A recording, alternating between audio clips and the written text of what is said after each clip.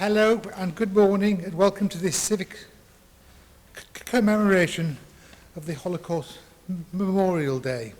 I'd like to welcome the distinguished guest today, our Deputy Lieutenant, Mrs. Patricia Bradley, and also Dr. Mindu Horrick, and our other speakers as well who are going to speak today, and also to the performances from the various students as well. I know when I was growing up, about 40 years ago, we never covered the Holocaust in our studies until we were in the sixth form doing A-levels, and that was really sad that we left it so late in our education cycle. So I think it's so important that young people know about this, and I think it's really encouraging, and hopefully today's commemoration will cover that very well, and also tell us about the lessons we've learned. So thank you very much.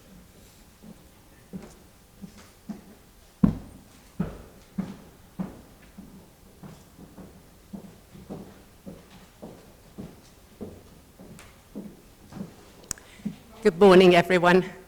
I'm really pleased to be here. I'm Tricia, and I'm a Deputy Lieutenant to Patrick Holcroft, who's the Lord Lieutenant and the Queen's representative in this county, the county of Worcestershire. So it's particularly good to have that representation here, marking what a special event today is. I want to just quickly thank our musicians who introduced the morning, because weren't they brilliant? And they're from RGS, I gather. I had a quick word with them before, and going on, I'm sure, to have music in their life for now forward, because that was a lovely way to set the scene. Today is an important day, I don't need to tell you that, and there are similar events going on around the world. It is good that we have such a strong representation here from local schools, because it is the younger generation that needs to take part in the remembering to prevent such things happening again. Holocaust Memorial Day, as the name suggests, is the national endeavour not to forget. It reminds us not only of the mass killing of Jews in Europe during World War II, but also of other groups persecuted and murdered by the Nazis, including LGBTQ people, people with disabilities, Roma and Sinti people. It reminds us that as a species, human beings, the human race, we have not learned the lessons of the Holocaust sufficiently, as subsequent genocides have shown in Cambodia, Rwanda, Bosnia, and Darfur. And it reminds us, in the words of this year's Holocaust Memorial theme, that one day can utterly transform a life. These lives, the personal stories we're going to hear this morning of those affected by genocide, are the emotional core of each year's commemoration. They are a heartfelt reminder that behind every one of the huge numbers of dead is a life lived with relationships and meaning and importance to others.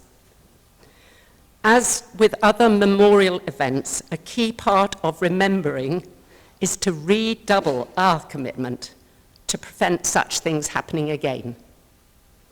Peace building and prevention are closely linked, of course, and by building a just peace, you can also help to prevent violence. I'm truly looking forward to hearing our guest speaker, Dr. Mindu Horner, and all the student contributions this morning.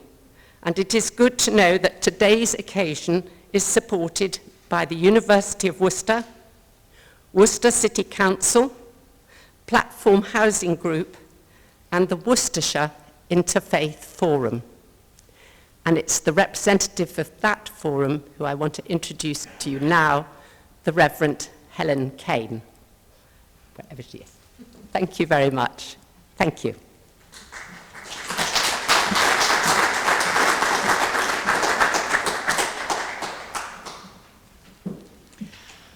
If I'm allowed to call her Tricia, I want to say thank you because you've been a good friend too of the Interfaith Forum in the time that you've served as the Deputy Lieutenant. I want to thank you on behalf of the Interfaith Forum, everyone that's helped us to put this together this morning, the local commemoration of this international occasion. In particular, everybody that's worked with Worcester City Council for us on getting everything ready in here today, the University of Worcester, students and staff, and we shall hear from Anne Jordan, the Deputy Provost, later on, and representatives from the 6 schools who will be speaking on the theme, as well as those members of the orchestra we'll hear from again. Thank you very much for in advance for your contributions. It's my great pleasure to introduce to you Dr. Mindu Hornick, who's come back to us in Worcester. You were with us a couple of years ago.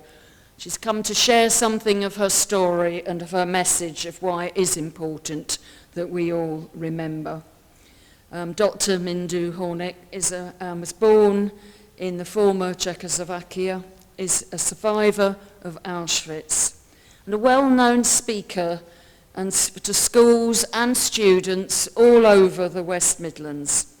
She was awarded an honorary degree of Doctor of Letters at the University of Worcester in 2018, and in January 2020, Dr. Hornick was awarded an MBE in the New Year's Honours List for her work on Holocaust education and commemoration. So thank you for coming back to us, and we all look forward to your keynote presentation. Thank you, Mindu.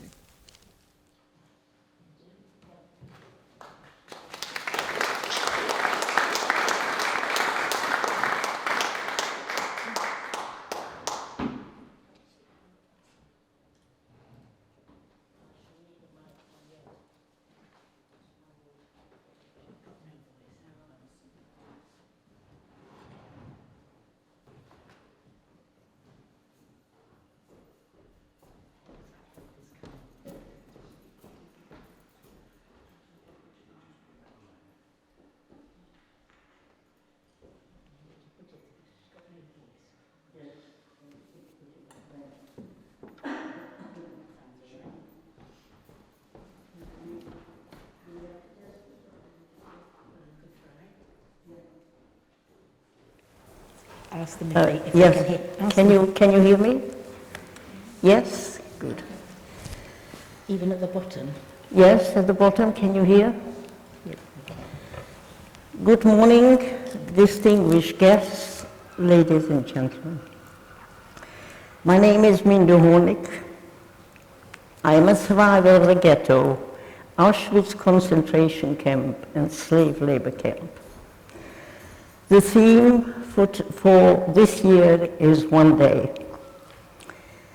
I am always asked, how did you survive? And my answer is always the same, sheer luck. On May the 2nd, 1945, we were woken at 4 a.m. for Sailapel and ordered to be ready for a transport. Instead of to go to work at the Muna ammunition factory in Lippstadt in northern Germany. Sorry.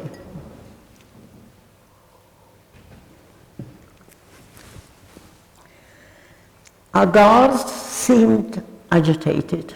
Within 1 hour, we were on our way to the railway station. But as per usual, we did not know our destination. It was a spring sunny day. We heard the bomb exploding around the area.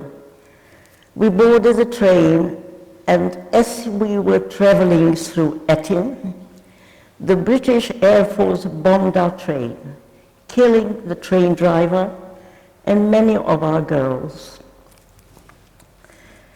not realizing that the train contained slave laborers, prisoners on board. Those of us who were able broke out of the wagon and indicating and waving that we were not fleeing Germans. After a while, a second train arrived, and we were forced to board the train again. We were going in the direction of Lübeck. Within an hour, our train was bombed a second time, mistaking our identity, killing many more of our women. Looking around, I could see many dead bodies, and the roof of our ceiling of our carriage had gone. My sister held my hand tightly and dragged me out of the carriage, and feeling me to check if I was still alive. The dead and the wounded were left on the train. Our guards, still with us, loyal to Himmler's orders, told us we had to form a line and walk in the direction of Lübeck. We reached a small harbor town called Plön, which was where we stopped, shocked, exhausted, unable to walk any further. We were told to sit down on an embankment facing the harbor. The guards then tried to get us into cattle trucks with the excuse they were going to hand us over to the Red Cross. We refused to move off the hill. They were shooting guns in the air to frighten us, but we still did not move. Dusk fell, and our SS Lagerführer suddenly appeared. I forgot to tell you this. Suddenly appeared and stood in front of us and said, "I have been to you like a father. We are going into captivity and you are free." He took off his hat and placed it on the embankment. We sat there stunned, terrified. There was gunfire all over the area, and that was our liberation. We were in hostile and dangerous area. Ironically, we felt more vulnerable with our guards no longer with us.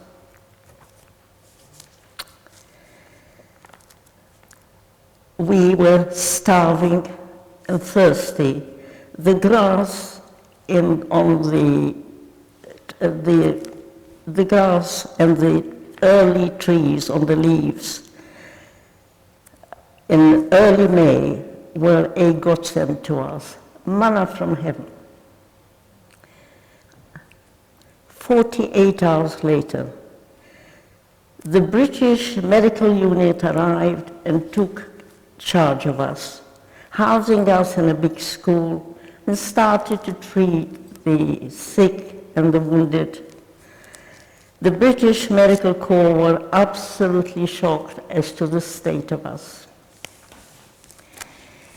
For 76 years, I did not want to recall that day or think about it or talk about it. In 2018, I was invited to Hamburg for a special commemoration for the liberation of the slave labor camps and the end of the Second World War. With mixed emotions, I decided to accept the invitation. What I discovered on the trip was amazing. That Himmler gave the order to destroy all the slave labor camps within, and the slave laborers within them, as the Allies were closing in. There were 84 slave labor camps between Bremen and Hamburg. The order was to put all slave laborers on 3 ships. On 3 ships that were docked in Lübeck harbor. There was the Kempart-Kona, the Berg, and the Deutschland. The plan was for the Germans to torpedo the boats and destroy all evidence. The Swiss intelligence heard the message and tried to inform the British intelligence not to go near Lübeck harbor. The information was not received by the British, who in their manic fight in northern Germany torpedoed the 3 ships, killing 8,600 slave laborers on the day of liberation. Those that were thrown into the sea were shot into the water by the fleeing SS. They never gave up. I have changed my belief that I survived the Holocaust by sheer luck, to a miracle. Had we reached Lübeck and had we been put on one of those ships, I would not be sitting here today. Our visit to Hamburg had many moving services and commemorations in front of a large memorial facing Lübeck harbor. Flowers were laid and people said prayers, led by the Jewish Lübeck community. We also visited the collective grave of the many, many women, 50 I think, that were killed on the trains. Eventually they made a collective grave for them. 2 weeks ago, I received an email photo from Plön, the place where we were liberated, of several schoolgirls standing in front of a class commemorating the 350 starving women who were liberated in their town. On reflection, I was always amazed as to the Wehrmacht guards who remained loyal to Himmler's orders till the last moment, until they had to be run out of town as the Allies were on their heels. The reason I decided to go to Hamburg was because I had heard that another survivor, an Israeli named Barbara Lober, she had been on the same transport from Auschwitz to the munition factory in Hamburg, in Bremen.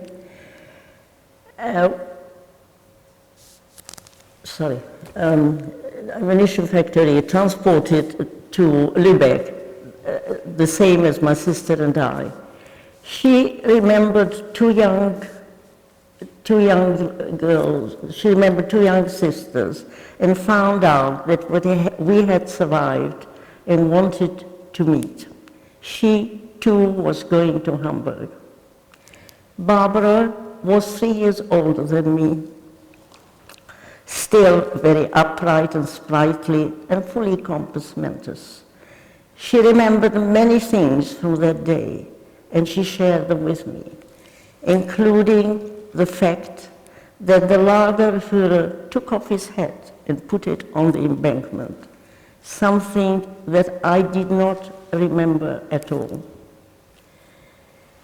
As a result of our meeting at the ceremonies in Hamburg, we have kept in contact and have become good friends. She provided me with many memories of that day, which I have included in this talk. I decided to reflect on that one day of the Holocaust to remind young people how destructive war is, that the very army that tried to liberate us in their confusion, killed many of the prisoners on the day of liberation. Learning and reflecting on the Holocaust encourages us to consider what we want our future to look like. This event gives the responsibility to the younger generation to continue sharing our memory and to treat all human beings with respect, kindness, regardless of race, faith, or color. Thank you for listening.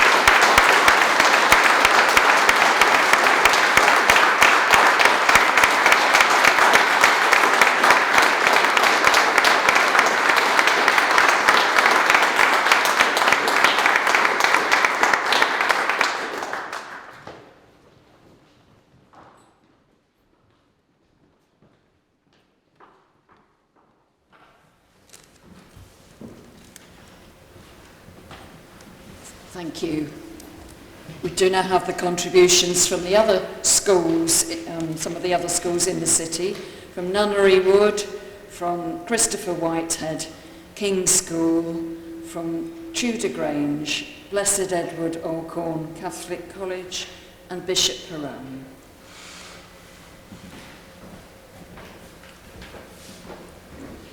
One day is a theme for this Holocaust Memorial Day. The words of Ibby Nil, a survivor of the Holocaust, capture the thoughts that led to the choice of this theme. You didn't think about yesterday, and tomorrow may not happen. It was only today that you had to cope with, and you got through it the best you could. There are many ways to interpret this theme. We will outline some of them this morning. Come, take this giant leap with me into the other world, the other place where language fails and imagery defies, denies man's consciousness, and dies upon the altar of insanity.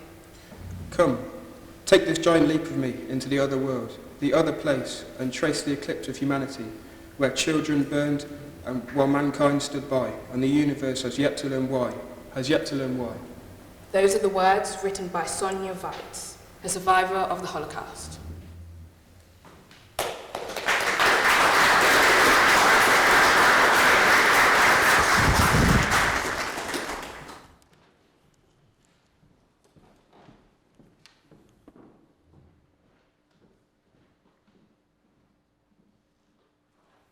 Sorry, give me a sec. The 27th of January, Holocaust Memorial Day, is one day, a day that we put aside to come together to remember, to learn about the Holocaust, Nazi persecution and the genocides that followed in Cambodia, Rwanda, Bosnia and Darfur, in the hope that there may be one day in the future with no genocide. We learn about the past, we empathise with others and we take action for a better future. From a poem by Rabbi Michael Strassfeld. Who knows one? I know one, Rwanda. Who knows one? I know one, Bosnia. Who knows one? I know one, Cambodia. There are too many ones, and I am a child who does not know how to count. 1, 2, 400,000, 6 million. For 6 million are the lips of our for 6 million are the lips of our dead mouthing never again in eternal silence. Who knows one? I know one, for I am that one. And who knows? I may be the one that will make the difference.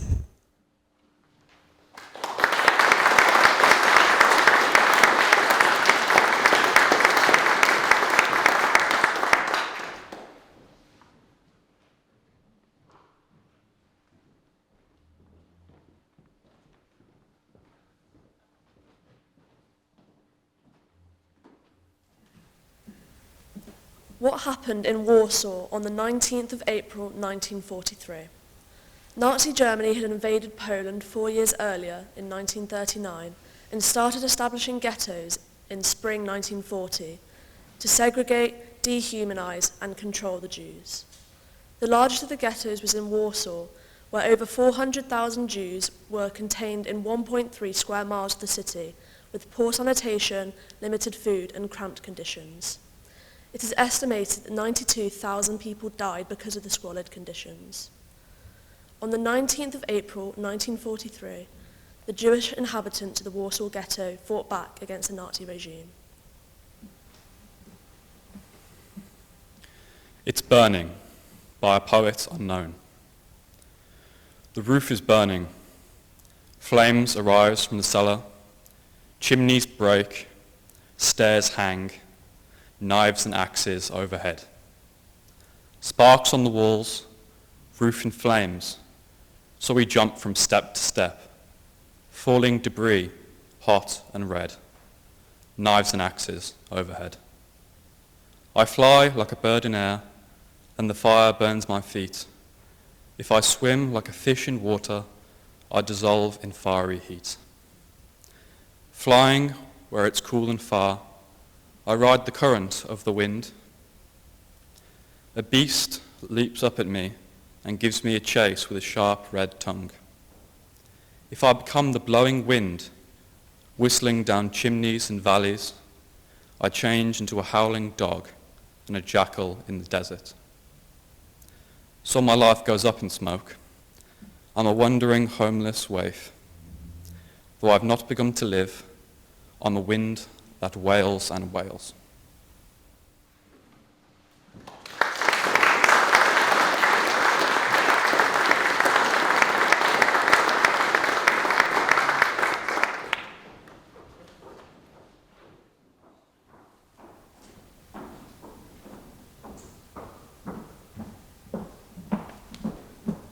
One day, when life changed, survivors of the Holocaust and of genocide often talk about the one day when everything changed, sometimes for the worse and sometimes for the better.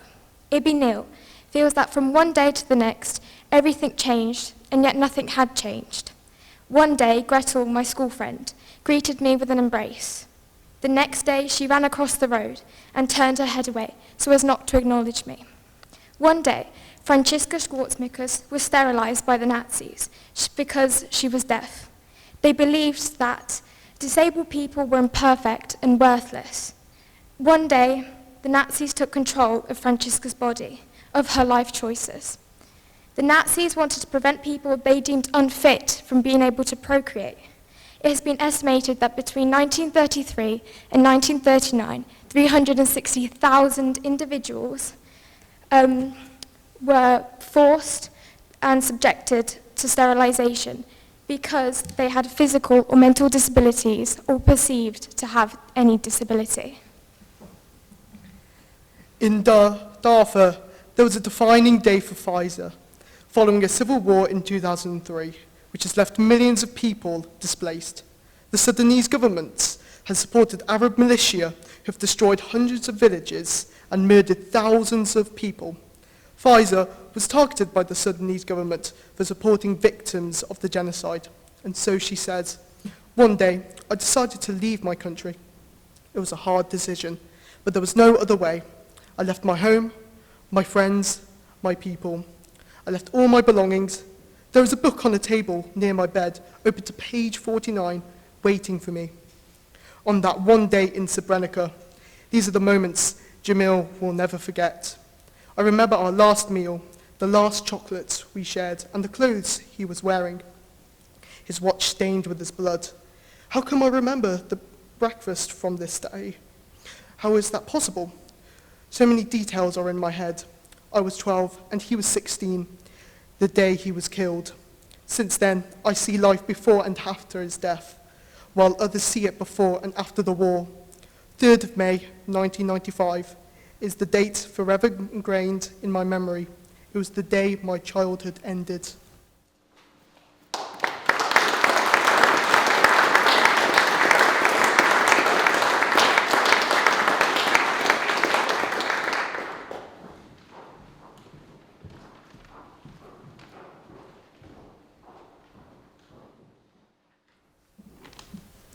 One day at a time. For survivors, it may be hard to pick out just one day.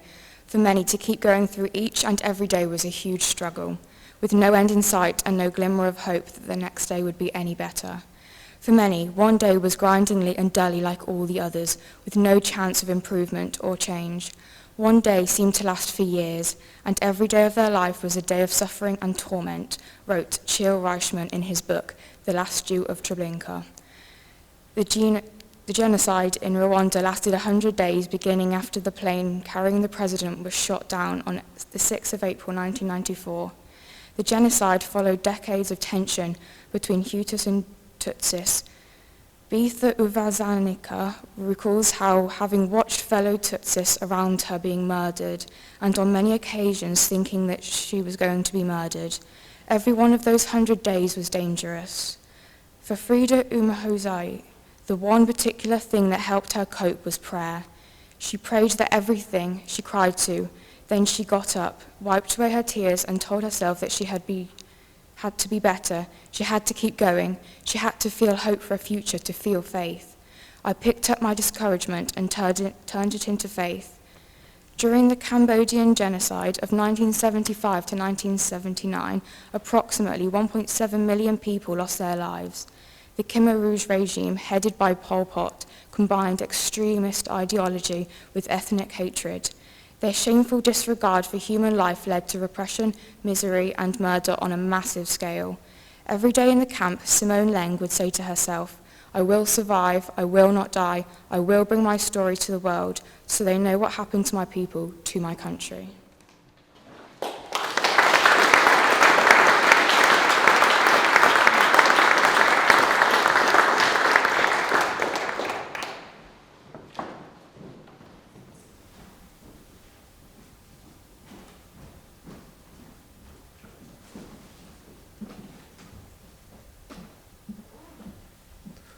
One day in the future, those who were targeted and persecuted held out for the one day in the future when all their suffering would be over, hoping they would all see the day of liberation, Elie Wiesel night.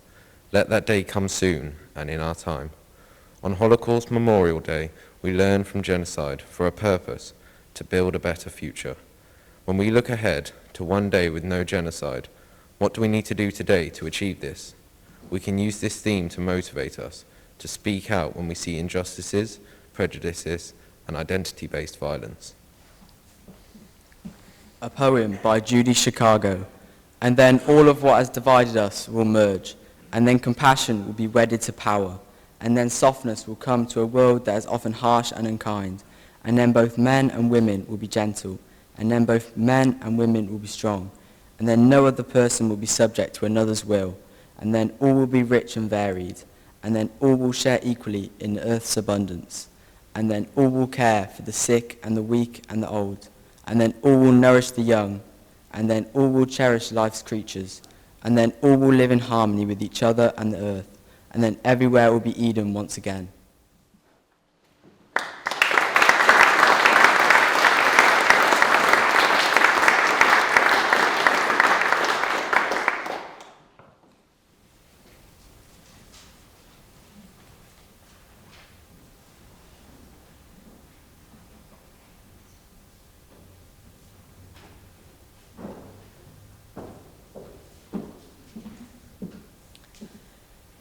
Commitments, one day, lessons learned. I am delighted to speak today, not only on behalf of the university, but also as the former Head of School of Education. As a teacher by profession, I fully recognise the power of education and know that it is not to be underestimated. It is through education that we are able to look back at the past, learn from historical events, and the experiences of people at the time. History helps us remember. Education creates knowledge, builds confidence, and breaks down barriers to opportunity. It helps us to stand up for what is right and helps us connect across borders to work towards building a better world. The University of Worcester was founded as an emergency teacher training college in 1946 to win the peace through education, just 1 year after the liberation of the camps by British, American, and Russian troops. It quickly developed what is known today as the Worcester Spirit, and the values of justice, equality, and inclusion remain at the heart of our core values still. We all have a responsibility to be vigilant, embrace diversity, and work towards a society which ensures the rights of every person to life, liberty, and happiness. Recently, in November, the university was honoured to be selected as just one of 80 UK locations for the Association of Jewish Refugees 80 Trees for 80 Years project, to honour people and places symbolising the enormous contribution made by the Jewish refugees who escaped Nazi Europe.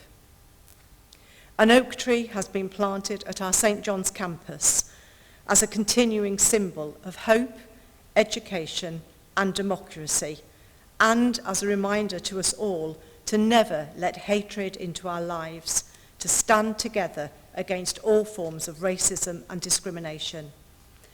We have been marking Holocaust Memorial Day for many years and are very pleased to be part of this event today. We believe in fundamental, transformative power of education and fully support the commitments made today. I will finish with a quotation from our strategic plan that says, "We value democracy and love of learning. We promote inclusion and equality. We believe in kindness and respect, and we expect ethical and professional behaviours at all times. Thank you.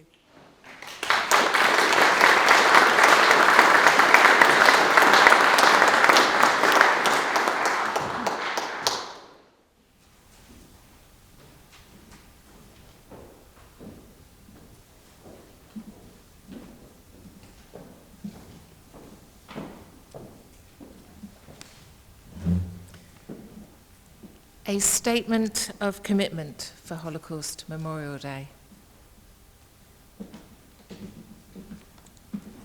We recognise that the Holocaust shook the foundations of modern civilization.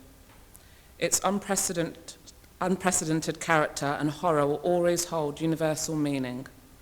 We believe that the Holocaust must have a permanent place in our nations and communities' collective memory. We honour the survivors still with us and reaffirm our shared goals of mutual understanding and justice.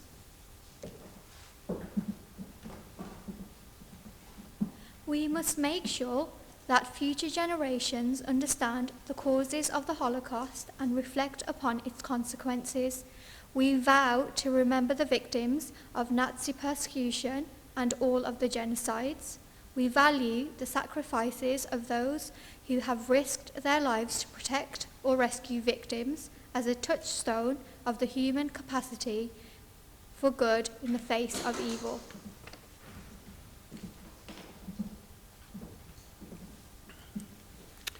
We recognise that humanity is still scarred by the belief that race, religion, disability or sexuality may make some people's lives worth less than others.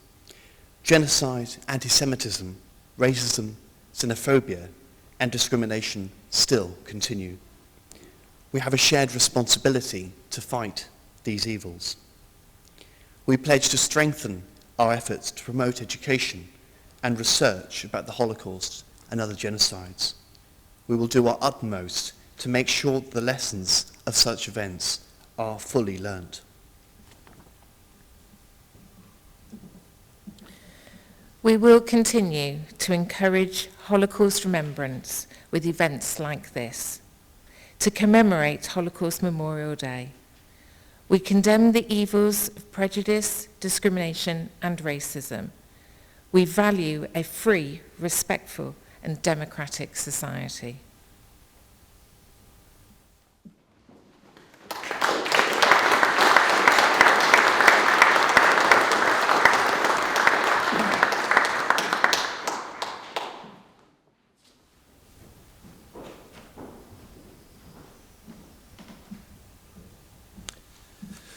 Good morning, ladies and gentlemen. My name is Tom Piotrowski. I work for Platform Housing Group, and I'm also a member of the Worcestershire Interfaith Forum.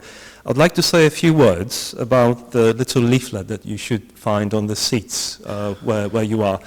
Even though the theme for this year is one day, I think it's important to remember about the messages and the testimonies of the witnesses every day. So for that reason, we've embraced the spirit of this year's theme and decided with our partners from the university, the City Council and the Interfaith Forum to do something that will help us, hopefully, to build the communities based on the dignity of difference and respect. So the competition will run until April the 4th. It will be done in 3 categories: photography, poetry and artwork and crafts. We will accept the contact details and the submission details are on here. We will accept the submissions in 2 categories, those under the 18, which will be a group category. So if you are a small charity or a group working with vulnerable or young people, please make sure that it's a group submission. And then also over 18, which is for anybody who would like to contribute to this. There will be prizes funded by the organizers. And as I said, it's all done in hope that we will remember not only today and one day, but every day. Thank you.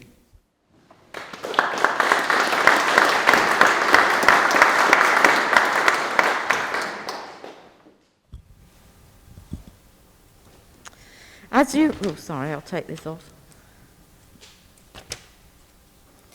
As you have heard through Mindu's testimony and from the readings by the students, the Holocaust and subsequent genocides were horrendous events which had a terrible effect on people's lives. It is necessary to hear about them and to learn about how they came to pass. The theme for this memorial event is one day, but let this not be the only day when we take to heart what we have learnt from these stories. For sadly, we have not seen the end to genocide or the hate that fuels it.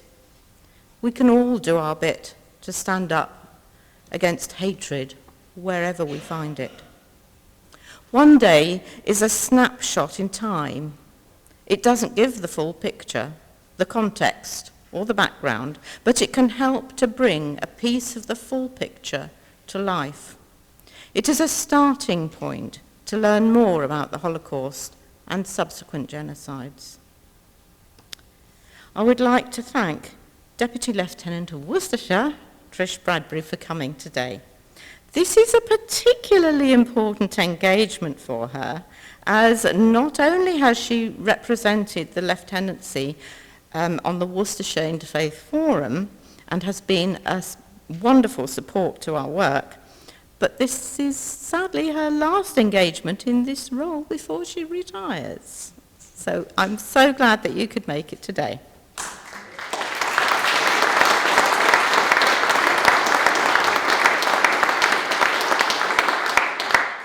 Our thanks also to the Mayor of Worcester, Councillor Stephen Hodgson, for welcoming us today and for supporting us, and also his team, and allowing us to use this splendid venue.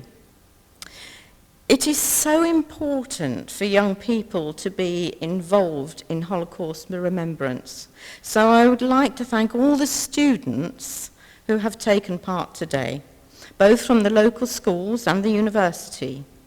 The musicians certainly made a particularly special contribution. Thanks also to Anne Jordan, Deputy Provost of the University of Worcester, and the university itself for supporting this event and loaning us their brilliant tech team. I would be remiss if I forgot to thank Reverend Helen Kane, who headed our organising team, and Tom Piotrowski and Platform Housing for all their support. So thank you both very much. And now, of course, a very special vote of thanks to Mindu and to Ruth, who brought Mindu here.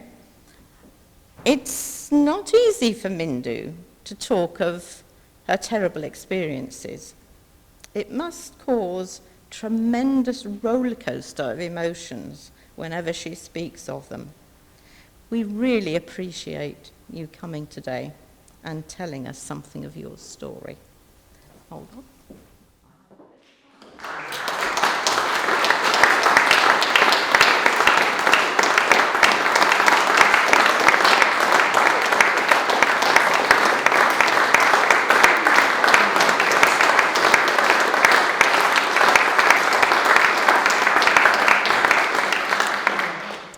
And last of all, thank you all for coming here to mark Holocaust Memorial Day. And thank you to all who will be watching this event on our YouTube channel. Thank you.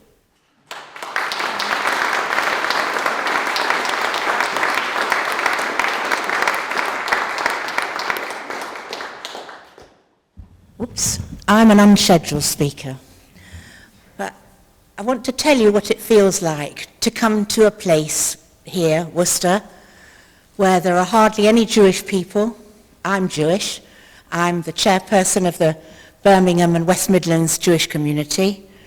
And to come to a place like this, I've been before, in a place steeped in Christian history, but also just this historic building and the university and everything that makes Worcester what it is, your schools, your communities, your people. How does it feel for somebody like me to bring somebody like Mindu to such an event as this? And what I would say is, what I feel is an overwhelming sense of gratitude that the powers that be here, all these different organisations, feel so strongly motivated to put on an event such as this, engaging so many young people as well as older people. Older people have their value as well, but just to know that it doesn't have to be Jewish communities that push for this.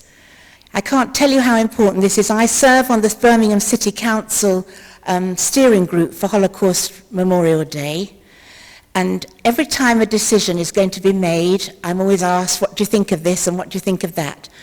And I think it's really important that we have to recognise that this is not the Jewish Holocaust Remembrance Day. We have that, our own community Remembrance Day in April, for very special reasons. It follows after the Passover festival, which was the Passover is the festival of liberation, if you like, liberation of years of slavery of the Israelites under the Egyptians, and that by miracles God enabled the Jewish people to escape or to be free and start lives of their own as a nation. But Holocaust Memorial Day, initiated by the government in 2001, I think it was, has enabled communities where there are no Jewish people. I mean, there are a few Jews here in Worcester. You should know maybe that in Birmingham, the West Midlands, there are 2,000 Jews out of a population over 1 million. And in this country, there are 250 to 300,000 Jews out of a population of 67 million. So less than 1% of the population is Jewish. And yet Holocaust Memorial Day is eagerly taken up by so many cities, towns, church groups, communities, because the message is so important. We are tremendously lucky to have Mindu, a survivor of Auschwitz and slave labor camps, to be able to talk about her experiences. But sadly, the survivors are getting less and less. So to actually be able to hear somebody of her experience is something really special. And we, as a community, the Birmingham Jewish community, but also all the communities within the West Midlands, Warwickshire, Worcestershire, wherever she talks, are blessed to have that.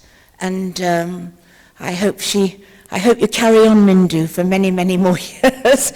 I'll carry on schlepping you about, it's not a problem. But I want to say, really, thank you to Worcester for setting up this event without really much Jewish input. I know we have Yvonne here, who is a keen stalwart of this and has her own Holocaust experiences. But what I think is really important is coming somewhere where there may be 2 or 3 Jewish people here all together is a privilege, and I thank you very much for organising this.